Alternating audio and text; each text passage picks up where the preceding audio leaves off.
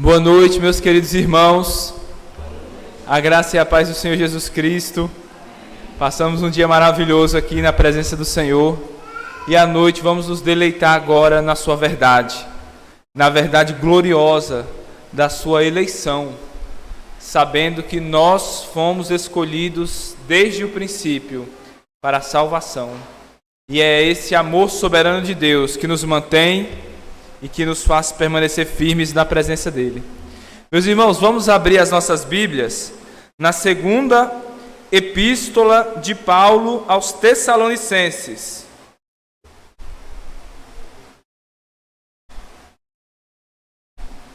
No capítulo 2,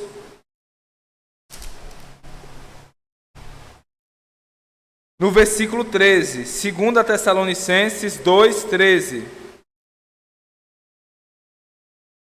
2 Tessalonicenses 2:13. Diz assim a palavra do Senhor: Entretanto, devemos sempre dar graças a Deus por vós, irmãos amados pelo Senhor, porque Deus vos escolheu desde o princípio para a salvação, pela santificação do Espírito e fé na verdade.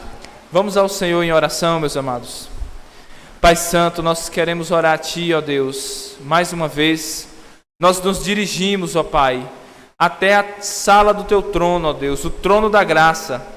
E ali, ó Pai, diante da Tua santa presença, nós queremos deixar, ó Pai, ó Senhor, o nosso louvor, a nossa adoração, a verdadeira, Senhor, adoração espiritual daqueles que foram alcançados pelo Teu Evangelho. Senhor, quantas vezes nós queremos pedir tantas coisas, ó Pai, e nós olhamos para o futuro em busca de esperança. Quando, ó Deus, a Tua palavra nos diz que o grande fundamento da nossa salvação, ó Deus, é que Tu tem nos escolhido desde o princípio para a salvação em Cristo Jesus. Ó Senhor, nós já somos abençoados, nós já somos salvos. Ó Deus, desde a eternidade passada, o Senhor tem decretado a nossa salvação e tem cuidado no tempo de todas as coisas providencialmente, para que nós possamos herdar, ó Pai, todas as bênçãos eternas que o Senhor já nos deu em Cristo Jesus. Pois nós já somos abençoados com todas as bênçãos nos lugares celestiais em Cristo. E agora o Senhor não apenas nos deu as bênçãos em Cristo, mas o Senhor nos dá o Seu Espírito Santo de santificação, o qual, ó Deus, pega as bênçãos de Cristo que estão nas regiões celestiais e aplicam ao nosso coração, nós que estamos aqui, ó Deus, nesta terra. E assim, ó Pai, nós vivemos na fé dos eleitos de Deus, na fé na verdade. Ajuda-nos, ó Deus, a compreender um pouco mais da Tua eleição eterna, ó Pai. Porém, não como um mero assunto doutrinário, ó Deus. Ó Senhor, é verdade, devemos compreendê-la, Senhor, como uma doutrina santa e bíblica. Mas que nós possamos, ó Deus, como o apóstolo Paulo, sentir isso em nossos corações. E pela Tua graça e misericórdia, ó Deus, verdadeiramente nos regozijarmos nessas verdades gloriosas, para que nós nos alegremos sempre no Senhor, continuamente nos alegremos no Senhor. Amém. Amém, meus irmãos. Louvado seja Deus. Amados, pela graça de Deus, essa já é a nossa 9ª mensagem sobre a salvação. No domingo passado, o Senhor nos deu a graça de falar sobre a predestinação, que faz parte daquele resumo sucinto que Paulo dá sobre a nossa salvação em Romanos 8:30, quando ele diz: aqueles que Deus predestinou, a estes ele também chamou, também justificou e também glorificou. Porém, não pode haver uma predestinação para a salvação se antes não houver uma eleição. Logicamente falando, e essa é a ideia da Ordo Salutis, da ideia de sistematizarmos, por assim dizer, as etapas da salvação, é que nós só podemos ser predestinados se antes fomos escolhidos para isso. E isso fica muito claramente estabelecido pela palavra de Deus. Abramos as nossas Bíblias em Efésios 1.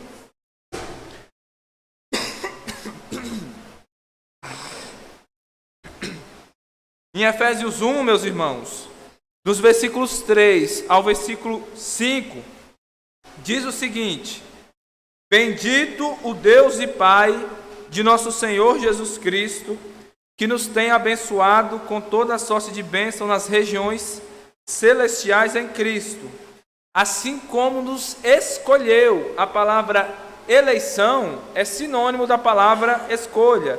Escolhido é sinônimo da palavra eleito.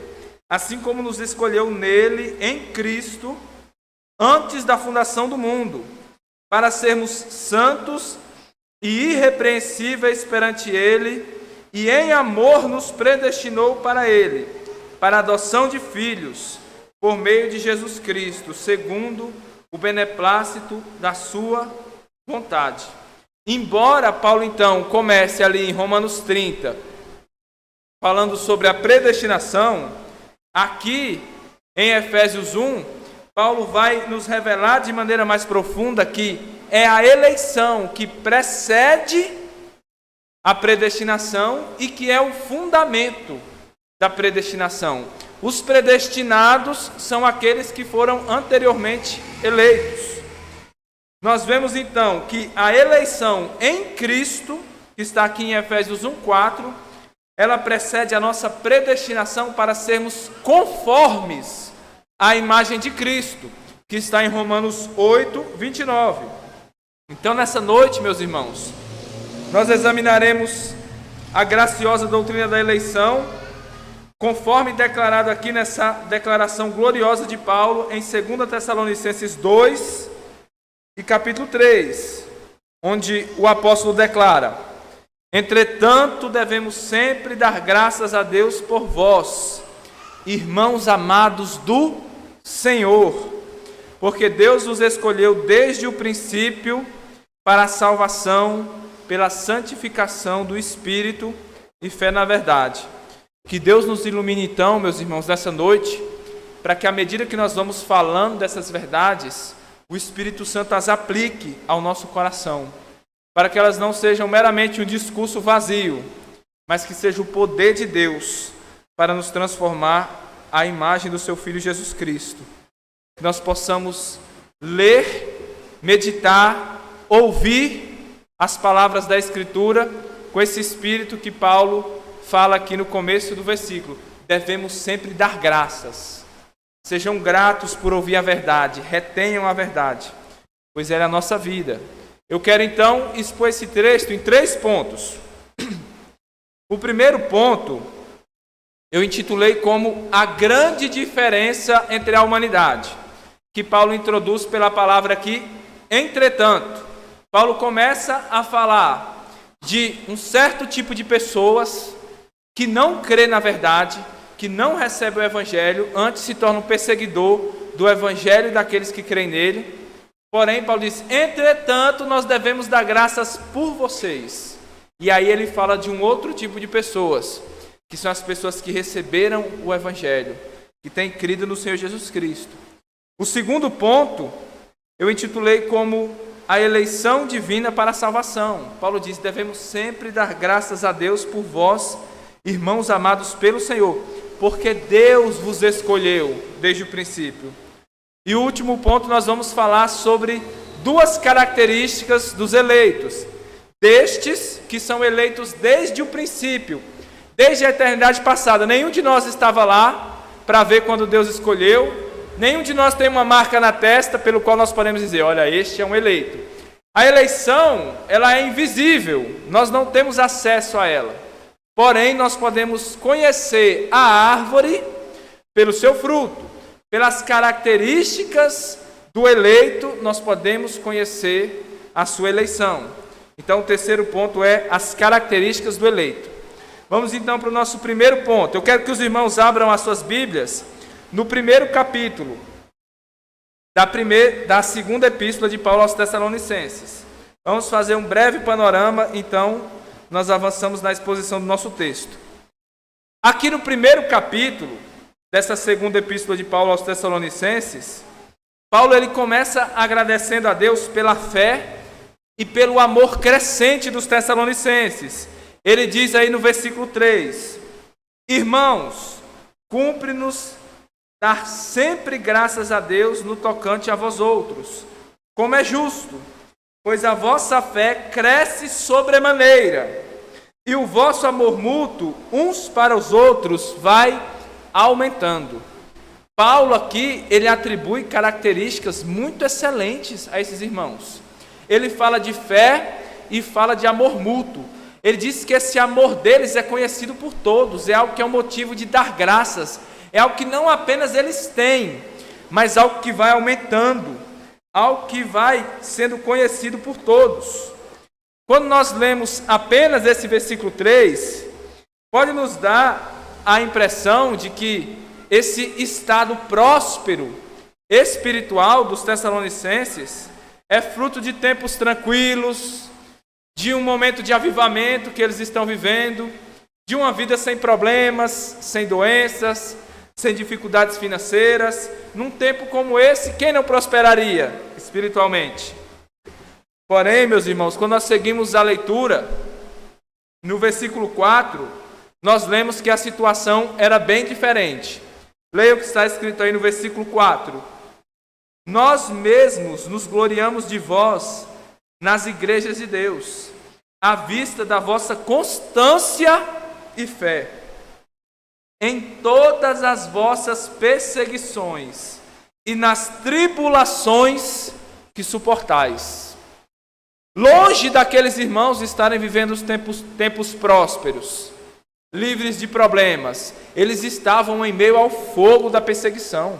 E as perseguições, meus irmãos, naquele tempo, não eram as pessoas nos xingando nas redes sociais, não era a pessoa nos chamando de feio, eram as autoridades com espadas para nos matarem, eram os judeus prontos a apedrejarem os cristãos por heresia. Em meio a esse cenário é que os tessalonicenses são elogiados pela sua fé, pelo seu amor, pela sua constância. Veja que pessoas extraordinárias espiritualmente falando, que pessoas virtuosas. Porém, dos versículos 6 a 9, Paulo agora vai falar de um outro tipo de pessoas.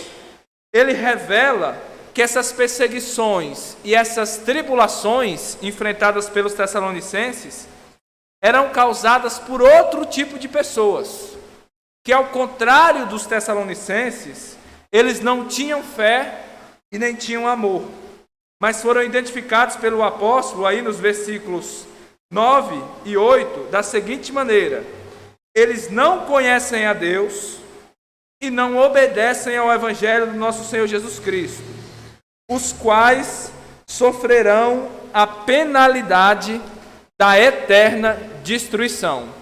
Que contraste marcante aqui. Nós temos os tessalonicenses sendo elogiados com as palavras mais sublimes, e nós temos os perseguidores deles, que são descritos aqui com as palavras mais terríveis. Não conhecem a Deus, não conhecem o evangelho, estão destinados à perdição, e quando o Senhor Jesus se manifestar, o castigo deles será a destruição eterna. Agora vamos para o capítulo 2. Paulo continua o contraste aqui no capítulo 2. Ele começa o capítulo 2 dizendo que algumas dessas pessoas elas chegavam ao ponto de escreverem cartas falsas para os tessalonicenses. O que levaria uma pessoa a escrever uma carta falsa para enganar outra pessoa? Escrever uma carta falsa dizendo assim: olha, vocês estão esperando o dia do Senhor chegar? Não, vocês estão esperando em vão, porque o dia do Senhor já aconteceu. Jesus já veio, já aconteceu a ressurreição dos mortos. Não precisa esperar, vocês estão reprovados, a fé de vocês é vã, vocês foram deixados para trás. E isso causava inquietação nos tessalonicenses. Paulo identifica então esses opositores, aqui no versículo 12 do capítulo 2, como aqueles que não deram crédito à verdade, antes, pelo contrário, se deleitaram na injustiça. Essas pessoas que Paulo descreve aqui são pessoas que têm prazer na injustiça. Se lhes fosse dada a opção de dizer, você quer viver uma vida justa, ou você quer viver uma vida baseada em injustiça, essas pessoas diriam, eu quero viver na injustiça, porque eu tenho prazer na injustiça. Então, quando nós chegamos aqui no versículo 13, Paulo diz, entretanto, devemos sempre dar graças a Deus por vós, porque os tessalonicenses são de um outro caráter. Nós temos um contraste muito claro. Nós temos os que são cheios de fé e de amor, e os que são cheios de incredulidade e de ódio. Nós temos aqueles que conhecem a Deus e os que não conhecem. Aqueles que obedecem ao Evangelho do Senhor Jesus Cristo e os que não obedecem. Os que dão crédito à verdade e se deleitam com a justiça, e os que não dão crédito ao Evangelho e que se deleitam na injustiça. Meus irmãos, este aqui é um retrato de toda a humanidade. E a Bíblia é um livro diferente de todos os outros, porque apenas em 2 capítulos ela retrata toda a humanidade. A humanidade inteira está dividida nesses 2 grupos. Entre os que temem a Deus e os que não temem. Entre os que creem na verdade e amam a justiça, e entre aqueles que desprezam a verdade e se deleitam na injustiça. Entretanto, é o que Paulo usa para enfatizar esse contraste aqui no versículo 13. Essa é uma conjunção, o termo entretanto, que indica uma oposição entre 2 coisas, e nesse caso, serve para fazer esse contraste entre os tessalonicenses e os seus ímpios opositores. Porém, ao invés de elogiar os tessalonicenses por essas virtudes deles, Paulo ele toma uma outra atitude. Ele diz o seguinte: entretanto, devemos sempre dar graças a Deus por vós. Nós vimos que há um contraste entre os tessalonicenses piedosos e os seus perseguidores ímpios. Porém, qual é o motivo? Ou melhor, quem fez essa diferença entre os tessalonicenses e os seus ímpios perseguidores? Paulo diz, devemos dar graças a Deus. Quem é o responsável por essa diferença? Não foram os tessalonicenses que, por meio de suas próprias virtudes, naturais ou adquiridas, se fizeram diferentes, se fizeram piedosos. A raiz dessa diferença é Deus. Quem deve ser louvado, agradecido por esse contraste é Deus. Porque nós estamos aqui à noite, sentados como pessoas respeitáveis e não estamos pelos antros dessa cidade. Porque nossas esposas estão aqui e não nas casas de prostituição e naqueles lugares onde até mencionar o que acontece lá nos traz vergonha. Porque nós homens estamos sentados aqui falando do nome de Jesus e não num terreiro de macumba invocando espíritos malignos e não em salas fechadas fazendo negócios escusos, corrompendo-nos, enganando uns aos outros e nos deleitando na injustiça. Quem é a causa dessa diferença? Quem deve ser agradecido por isso ser assim? É Deus, meus irmãos. Nós devemos sempre dar graças, não a nós, Senhor, mas ao Teu nome. Nós devemos dar graças e glória. Porque o motivo dessa grande diferença é Deus.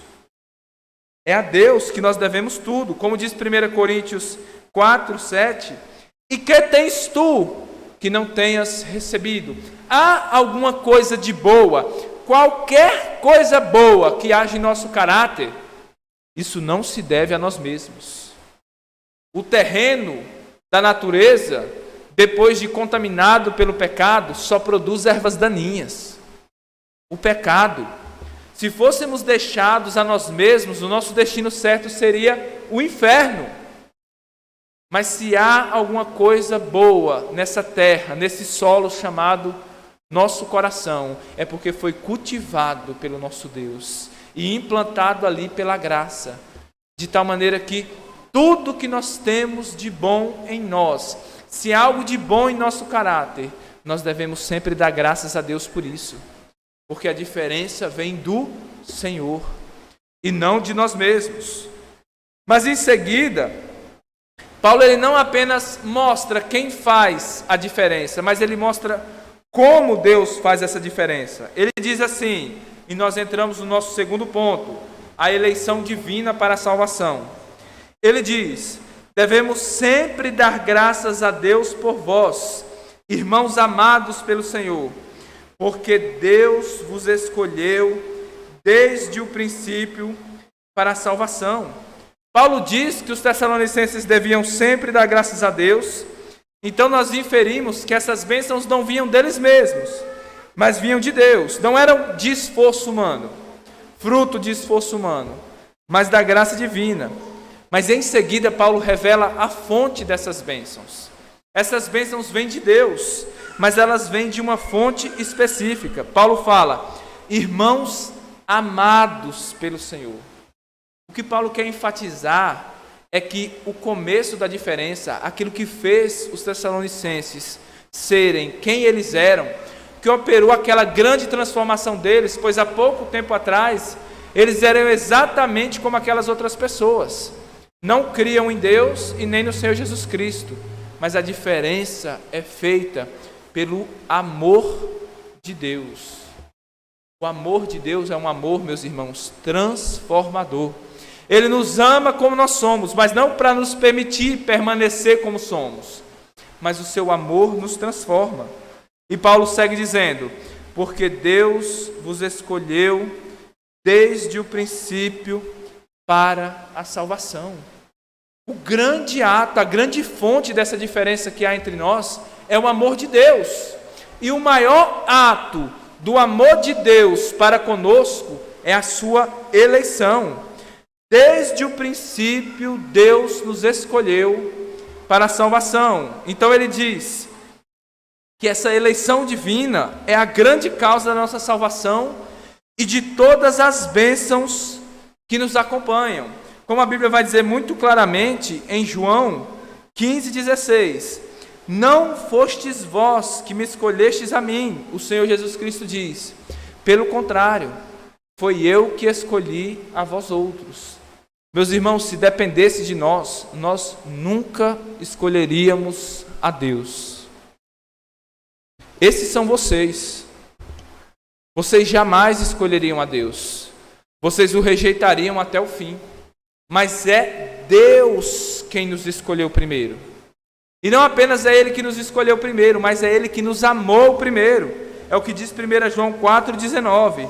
Nós o amamos porque Deus nos amou primeiro. Nós nunca amaríamos a Deus. Não havia em Deus nada que aos nossos olhos carnais agradasse, para que atraísse o nosso amor a Ele. Mas se você está sentado nesse banco, é porque numa eternidade passada, num momento insondável para as nossas mentes, Deus o amou e no tempo o atraiu, porque Ele havia lhe escolhido desde a eternidade. Meus irmãos, isso não é pouca coisa. Pense no seu avô. Será que ele conhecia a verdade? Será que ele tinha essa esperança que você tem? E no seu bisavô? E nos que vieram antes deles? Quando nós puxamos em nossa mente, na nossa memória, e fazemos uma investigação da nossa genealogia, nós trememos por duvidarmos ou temermos que a maioria daqueles que vieram antes de nós viveram sem Deus, morreram sem Deus e passarão toda a eternidade no inferno sem Deus. Mas por que você é diferente deles? Por que você é crente, enquanto eles nunca foram? Por que você ama a Bíblia, enquanto talvez seus antepassados amaram muito mais a garrafa de bebida alcoólica? Por que você tem prazer nas coisas espirituais, quando a maioria dos seus antepassados só pensavam em dinheiro? Quem fez essa diferença? É o amor de Deus, meus irmãos. Foi esse amor que nos mudou. Foi esse amor que nos amou desde a eternidade passada. No ventre de nossas mães nos separou. E desde sempre esteve olhando para nós, até o dia em que nos chamou. Todas as coisas em sua vida foram ordenadas por Deus de uma tal maneira que hoje você estivesse aqui, que hoje você estivesse em Cristo. O seu amor providenciou todas essas coisas. Quão grande é o amor do nosso Senhor Jesus Cristo em atrair pecadores tão terríveis como nós. Essas palavras, meus irmãos, foram proferidas pelo apóstolo Paulo. Por que Paulo as profere assim, de maneira tão firme, tão ousada? O que levou Paulo a ter esse conhecimento, a ponto de dar essas declarações tão sublimes sobre a salvação? Meus irmãos, eu creio que um dos grandes motivos que leva Paulo a falar essas coisas tão maravilhosas sobre a doutrina da salvação é que ele não era como alguns de nossos dias, que possuem um conhecimento apenas superficial dessa doutrina, ou um conhecimento teórico. Não. Paulo tinha um conhecimento experiencial. Essa verdade não estava apenas nos lábios de Paulo. Não era uma verdade presa num livro que ele segurava na sua mão. Era uma verdade que ele sentia arder no seu coração. Era uma verdade que Paulo sabia que toda a sua vida e bem-aventurança dependia daquilo. Dependia do grande fato eterno de que Deus o havia escolhido desde o início para a salvação. Quando a Bíblia nos apresenta Paulo, ela nos apresenta como um homem terrível, perseguidor. Exatamente nessa mesma situação em que os inimigos dos Tessalonicenses estavam aqui. Ele atribulava os crentes, ele perseguia os crentes, eles não criam em Deus, ele se deleitava na justiça, embora estivesse enganado, cuidando que, por matar um crente, ele estava fazendo um serviço sagrado a Deus. Ele então está no caminho de Damasco, indo perseguir os cristãos para matá-los, mas de repente Cristo aparece a ele e o converte, e então ele deixa de ser um perseguidor dos cristãos e passa a ser um evangelizador. Ele vai à cidade de Damasco e lá Deus chama um dos seus discípulos, chamado Ananias, e diz: Ananias, levante-se, vá à rua direita e batize Saulo. Quando Ananias ouve esse nome, Ananias treme. Quem, Senhor? Saulo. Mas, Senhor, este homem é um perseguidor. Ele veio aqui nos destruir, perseguir a sua igreja. E Deus, vendo a hesitação de Ananias, responde a Ananias com as seguintes palavras: mas o Senhor lhe disse: vai, porque este é para mim um instrumento escolhido, um vaso escolhido, para levar o meu nome perante os gentios e reis, bem como perante os filhos de Israel. Essas palavras foram escritas no livro de Atos, que foi escrito por Lucas. Lucas era companheiro de Paulo. Paulo havia lido essas verdades escritas por Lucas. Talvez o próprio Ananias disse: Paulo, quando Deus me chamou aqui para batizá-lo, ele me disse assim, assim, assim. Ele me disse que você é um instrumento escolhido por Deus.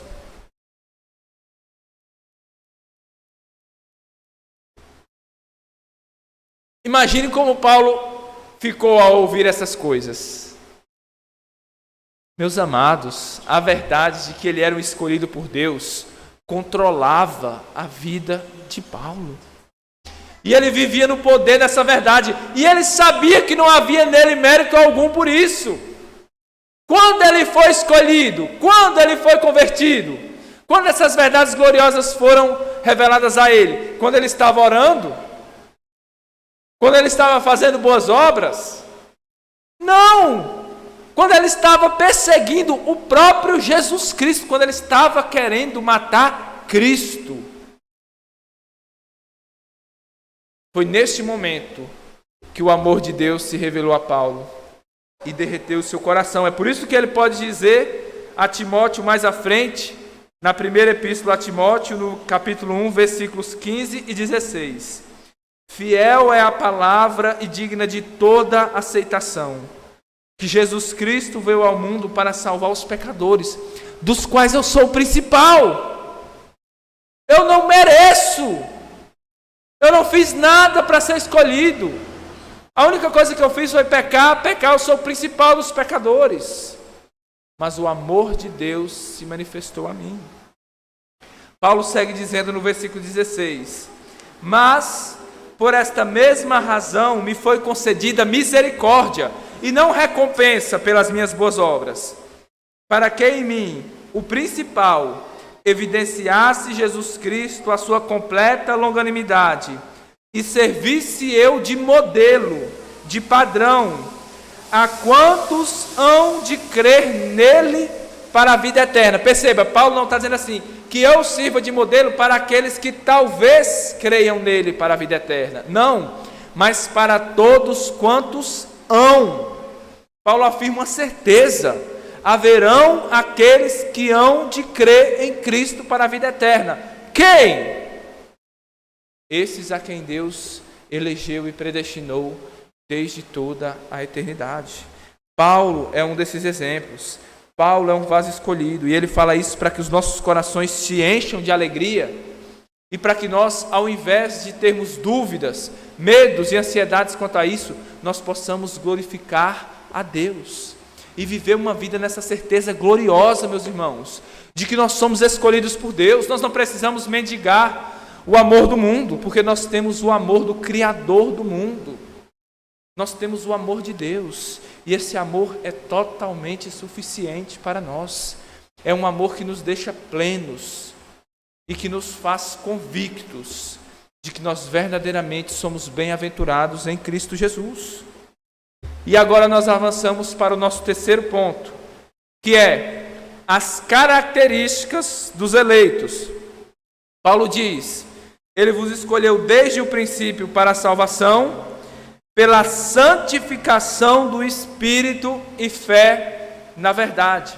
Algumas pessoas se opõem à doutrina da eleição e da soberania divina, dessa salvação gratuita pela fé, porque eles dizem o seguinte: se nós crermos ou ensinarmos às pessoas que a salvação não depende do que ela faz, mas da escolha soberana de Deus, não é por obras, mas é por graça divina, isso vai fazer com que as pessoas vivam no pecado.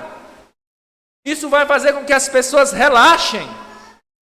O que nós temos a responder pelas pessoas é: você tem razão, pelo menos parcialmente. Infelizmente, não são poucas as pessoas que nós temos visto alegarem crer na doutrina da eleição e na salvação pela graça, para justamente viverem no pecado. Porém, isso não faz da doutrina da eleição falsa, e muito menos faz com que nós tenhamos receio de pregá-la, pois a verdadeira doutrina da eleição, quando verdadeiramente crida, ela produz dois frutos: santificação no Espírito Santo e fé na verdade. Vamos por partes examinar essas duas características dos eleitos. Enquanto eu faço isso, meus irmãos, eu peço sinceramente e encarecidamente que vocês examinem a si mesmos. Quantas pessoas nós já vimos sentadas nesses bancos, que ouviram essas verdades e elas foram tão proveitosas para eles quanto foi proveitosa para essas cadeiras. Porque eles ouviram a verdade, mas não aplicaram a si. Eles não se examinaram. Eram virgens loucas que achavam que tinham o óleo da perseverança. Mas como em si mesmos não possuíam raízes, antes eram de pouca duração, quando veio a tribulação, quando vieram os problemas por causa do Evangelho, eles desanimaram e muitos deles voltaram atrás e já não estão conosco. Então examinem-se a si mesmos, para que nós vejamos se nós realmente somos desses eleitos de Deus. Porque crer na doutrina, quando nós temos um fundamento para isso, é algo glorioso. É um motivo de dar graças a Deus. Mas crer de maneira infundada, por meio de uma presunção carnal, imaginar que cremos, que somos os eleitos, quando não temos as características dos eleitos, é uma presunção que leva muitos para o inferno. Estejamos então, meus irmãos, apercebidos dessas duas características. Não apliquemos aos outros, a quem não está aqui, mas que cada um de nós aplique isso ao seu coração. A primeira característica é santificação do Espírito, em grego, agiasmos pneumatos. O que significa essa santificação? 3 coisas. A primeira, a santificação significa um processo de se tornar santo. Um eleito não é uma pessoa que tem uma santificação perfeita e impecável, mas é uma pessoa que está num processo, numa progressão. Ela está cada vez mais se tornando santo. Você está se tornando mais santo ou mais pecador? Você está crescendo em santidade, vencendo os pecados, o seu caráter está sendo transformado à imagem do Senhor Jesus Cristo, ou não? A sua vida está estagnada. Você vive se lamentando, dizendo coisas como: no passado eu li a Bíblia, no passado eu era assim e assim, mas hoje,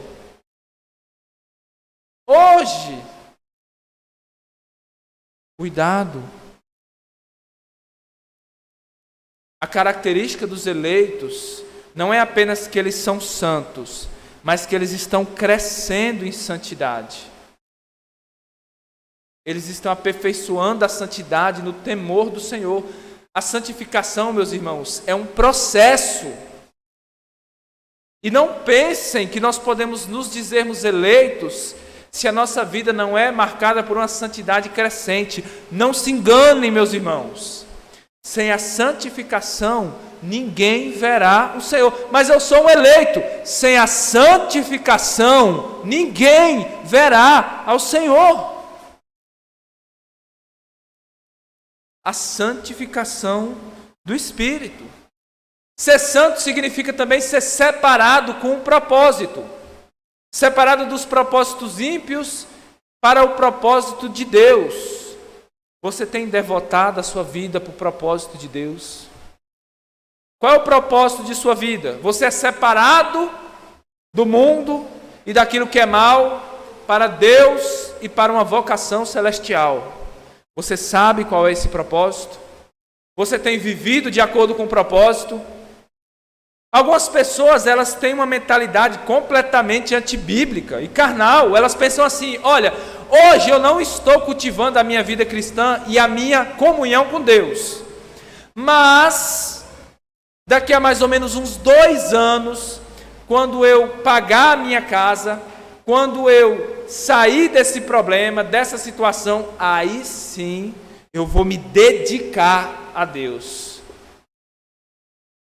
Nada mais antibíblico, nada mais carnal, nada mais contrário à santificação. Nós fomos separados, meus irmãos, para Deus. Nós somos uma flecha no arco de Deus. A flecha foi disparada. Se você é essa flecha de Deus, você não consegue se desviar para outro propósito.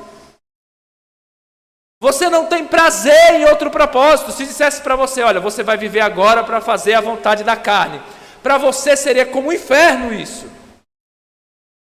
Porque apesar dos seus pecados, você tem prazer em fazer a vontade de Deus. Porque você foi separado para isso. O que Deus falou para Ananias a respeito de Paulo? Esse para mim é um vaso escolhido, é um instrumento separado. A santificação implica nisso, ser separado para um propósito divino. E isso, meus irmãos, logicamente implica na terceira característica: consagração. Essa é uma palavra muito comum no meio pentecostal. Muitos de nós a ouvimos com muita frequência, em um passado não tão distante. Os irmãos fervorosos chegavam para nós e diziam: nós precisamos nos consagrar. Vamos subir ao monte. Vamos jejuar. Vamos fazer isso e fazer aquilo outro. Muitas vezes, quando nós nos despertamos para as verdades bíblicas, era uma motivação errada.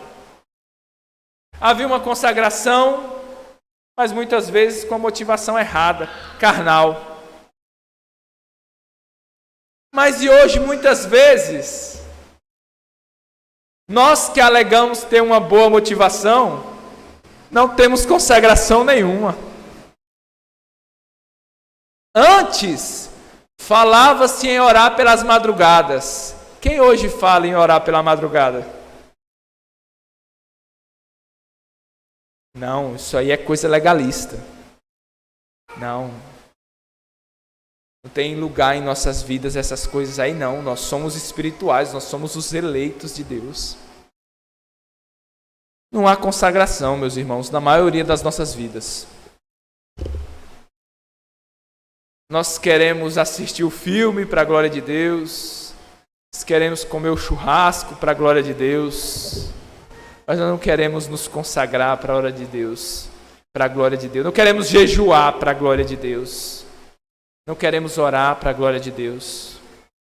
Falta-nos, irmãos, consagração.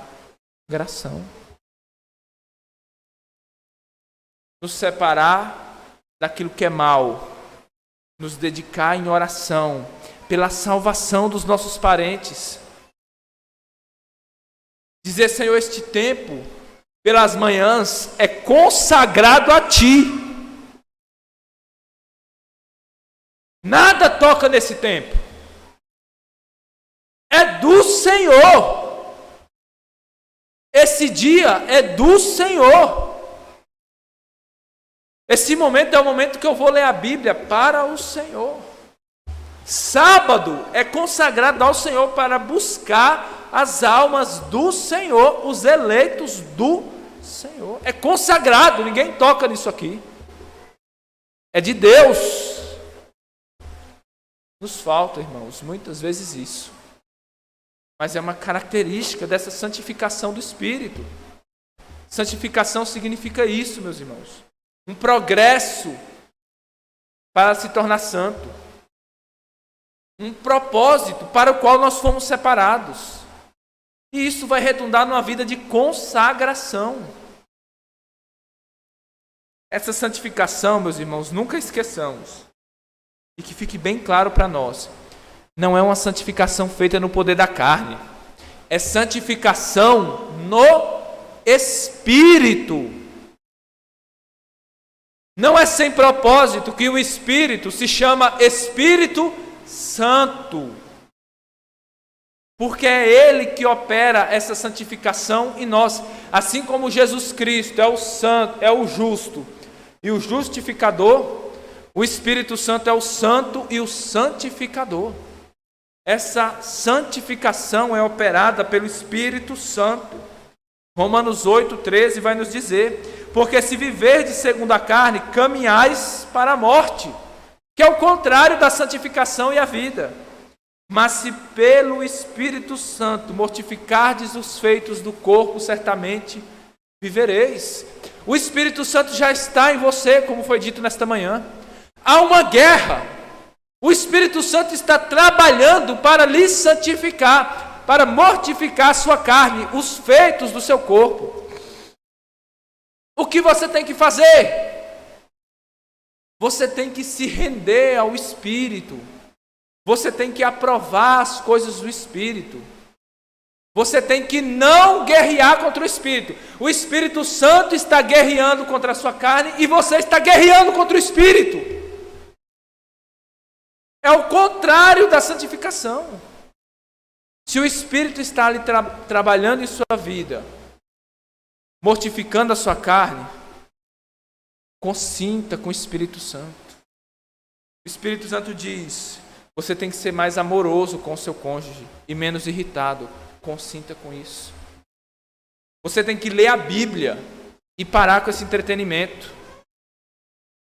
Não que seja errado nos entretermos, assistir filmes e outras coisas que são lícitas. Mas a nossa vida não tem como principal característica isso, mas aquilo que nos leva à santificação, à mortificação da carne. Meus irmãos, nós fomos eleitos em Cristo para a santificação no Espírito. Está havendo essa santificação em nossas vidas? Ou nós desprezamos a santificação porque ela parece um assunto meio legalista, não é? Quando eu falo em amor, nosso coração romântico, acostumado com os filmes de Hollywood, aquelas histórias piegas que infectam toda a nossa cultura, até sessão da tarde tem que ter uma história romântica lá, para ter algum tipo de atrativo. Nosso coração suspira, ai, o amor. Mas quando nos fala de santificação, nós imaginamos um monge com um chicote, chicoteando as suas próprias costas. A santificação é ruim demais. Santificação não tem prazer. Pelo contrário, como nós ouvimos pela manhã, é a santificação que nos traz a verdadeira alegria. É morrendo que se vive. É tendo a tristeza piedosa, não a tristeza segundo o mundo, mas a tristeza operada pelo Espírito Santo, nos convencendo dos nossos pecados, é que nós teremos a verdadeira alegria. A alegria da salvação. A alegria que só tem aqueles que experimentaram o amargor do pecado. Como diziam os puritanos, enquanto o pecado não é doce, não é amargo para nós, Cristo não será doce. A alegria da salvação não reluzirá em nossos corações. A primeira característica, meus irmãos, é a santificação do Espírito Santo. E a segunda característica, a fé na verdade. Ninguém que é eleito permanece crendo na mentira, mas nós nos deleitamos com a verdade.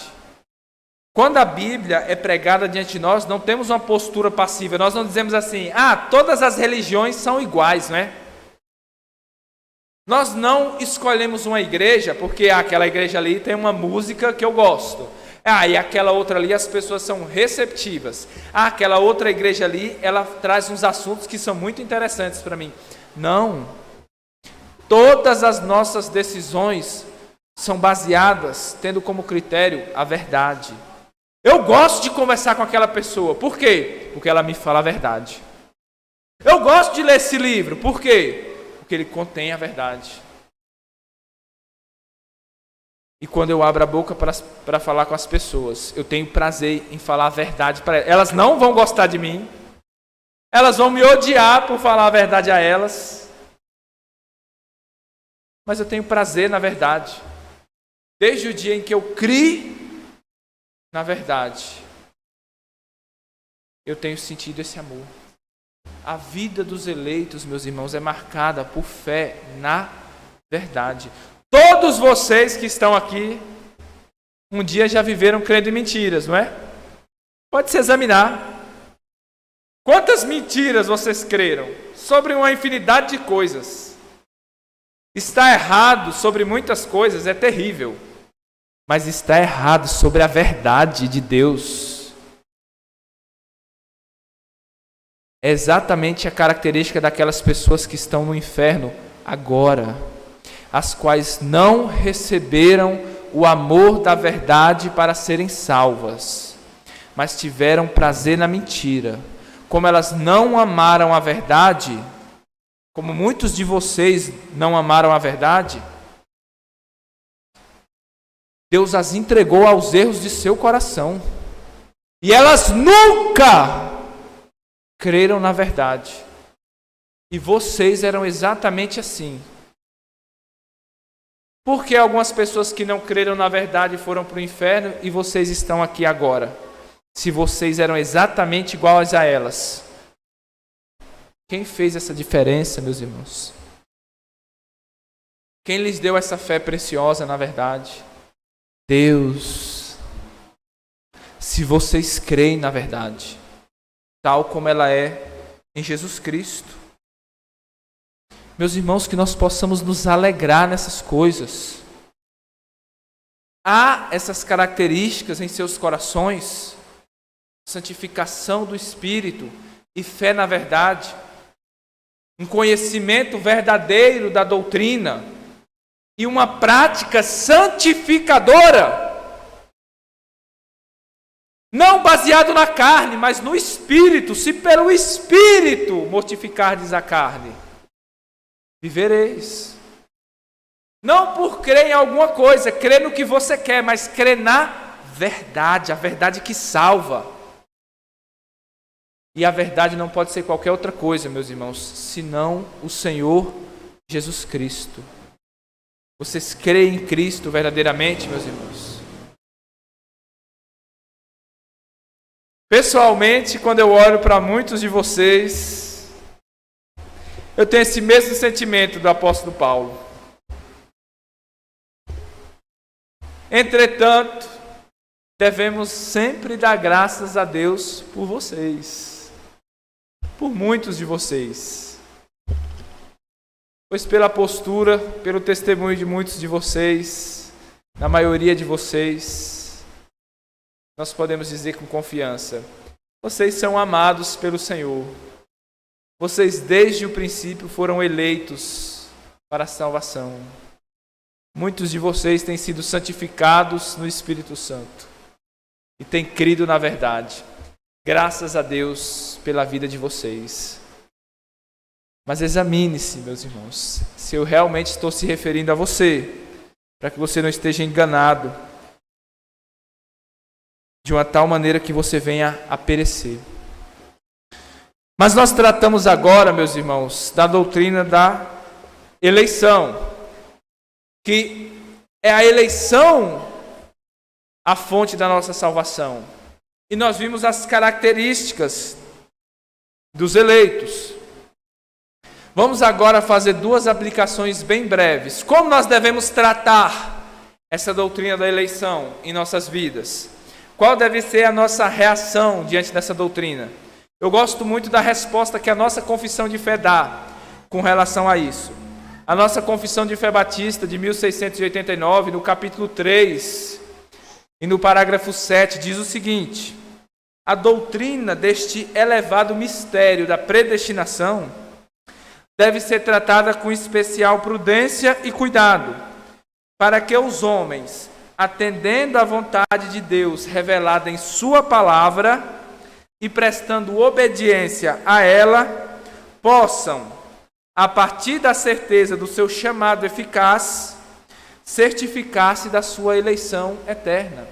Se temos obedecido ao chamado de Deus, crido na verdade, e essa verdade tem sido confirmada em nossas vidas por uma obediência ao Evangelho, por essa prática santificadora, então nós podemos, por meio disso, nos assegurar da nossa eleição eterna. Portanto, continua a confissão, essa doutrina deve motivar louvor, reverência. Não é uma doutrina para ser tema de debates e zombarias, mas motivo de louvor, reverência e admiração a Deus e humildade, pois você era apenas um pecador, nada disso você mereceu. Humilhe-se, sabendo que nada disso é por seu merecimento. Diligência e consolação abundante para todos os que sinceramente obedecem ao Evangelho.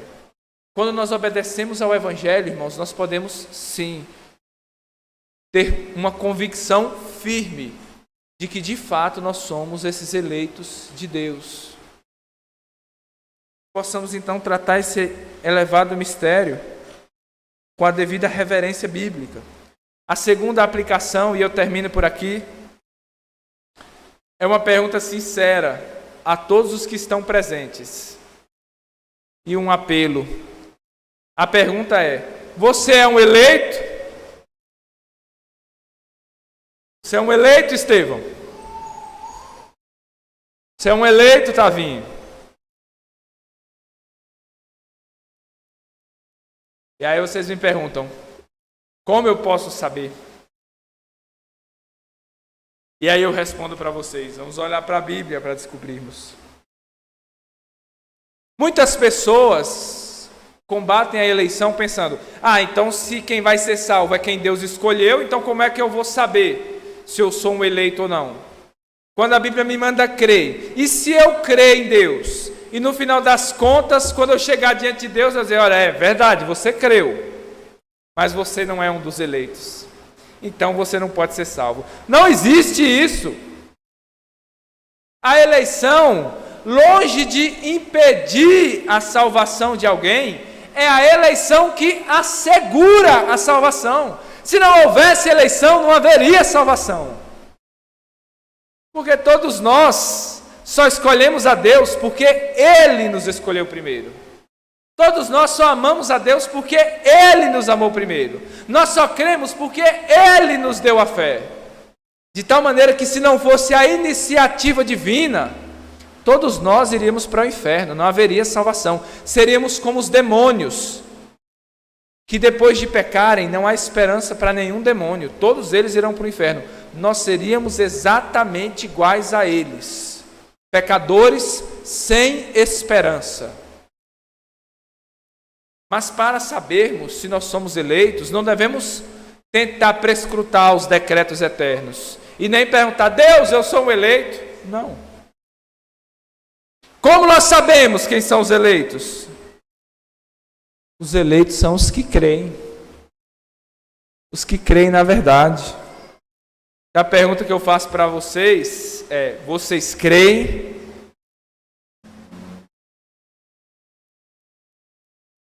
A fé nos seus corações? Há um amor pela verdade e pela santidade? Se alguns de vocês forem sinceros, vocês vão ter que dizer: não.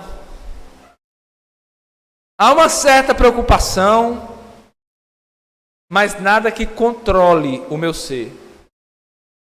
Nada que me domine.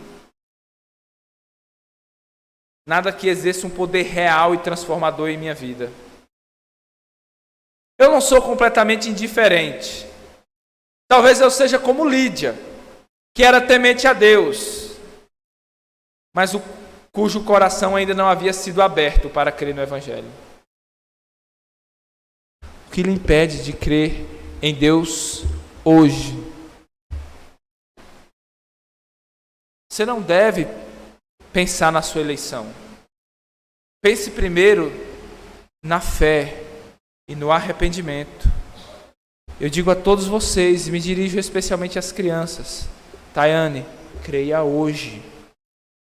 A verdade está anunciada. É depositar fé na verdade. Jesus Cristo morreu pelos pecadores. Você é uma pecadora. Creia hoje. Deposite fé nessa verdade que está sendo anunciada. Cristo Jesus morreu pelos pecadores. E Ele convida a todos a se arrependerem e creiam neles. E todos os que crerem podem se regozijar na esperança da glória de Deus, sabendo que é Deus quem vos escolheu, irmãos amados pelo Senhor, desde o princípio para a salvação, em santificação do Espírito e fé na verdade. Que Deus nos dê essa fé, meus irmãos. Se eu pudesse, Eu daria o meu sangue para dar fé a vocês. Eu não posso, mas Cristo pode. Cristo fez isso. Ele derramou o sangue para dar fé, para comprar esses dons preciosos para nós na cruz. Que o Espírito Santo pegue essas bênçãos que Cristo comprou, que estão nas regiões celestiais, e aplique para vocês aqui agora nos seus corações. Creiam no Senhor Jesus Cristo para que vocês sejam salvos, para que vocês se deleitem no banquete da redenção. Vamos orar, meus amados. Senhor Deus, ó Pai Santo, nós te damos graças, ó Deus, pois o Senhor escolheu a tua igreja desde o princípio. Ó Senhor Jesus Cristo, nós te damos graças porque a igreja foi eleita, escolhida em ti. Ó Espírito Santo, nós te damos graças porque esses eleitos, esses escolhidos em Cristo e eleitos pelo Pai, são santificados no Espírito. E eles demonstram que a Trindade tem realizado essa obra eterna e no tempo, nas vidas deles, através dessa fé na verdade. Ó Senhor, dá fé, ó Pai, aos nossos filhos. Faze com que eles creiam nesse evangelho glorioso da salvação, de que Cristo Jesus morreu pelos pecadores, ressuscitou ao terceiro dia, subiu ao céu e está sentado à destra do Pai. Ó Deus, de onde há de vir julgar os vivos e os mortos, dará salvação aos que creem nele. Mas aqueles que não creem já estão condenados e serão condenados definitivamente, se permanecerem nessa posição de incredulidade. Ó Espírito Santo, regenera-os. Ó Espírito Santo, salva-os. Ó Espírito Santo, chama-os. Ó Espírito Santo, revela a verdade aos seus corações. Concede-lhes a fé para que creiam no Senhor Jesus Cristo. É o que nós pedimos. Em nome do teu Filho Jesus Cristo, ó Deus. Nós pedimos todas essas coisas. Amém.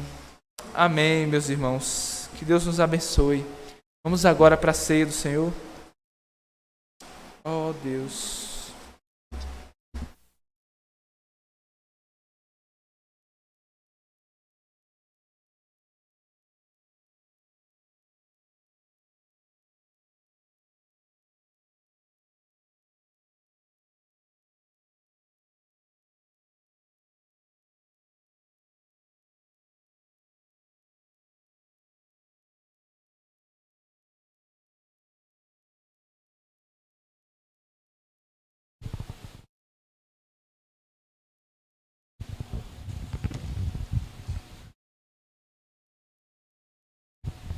Amados irmãos, vamos nos colocar de pé para celebrar esse momento da ceia do nosso Senhor.